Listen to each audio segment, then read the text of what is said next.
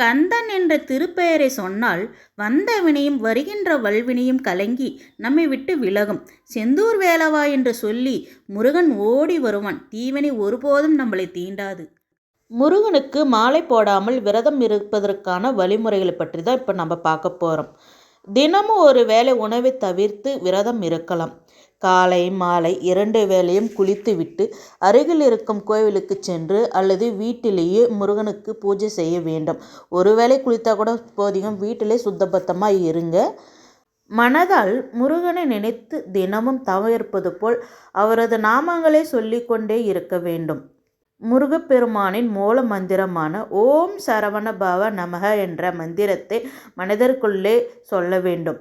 நீங்கள் மாலை போடாமலே உங்கள் வீட்டில் நீங்கள் விரதம் இருக்கலாம். தினமும் குளித்துவிட்டு நீங்கள் அந்த தைப்பூசன்ற நாளில் முருகன் கோயிலுக்கு போய் விரதம் முடிக்கலாம்.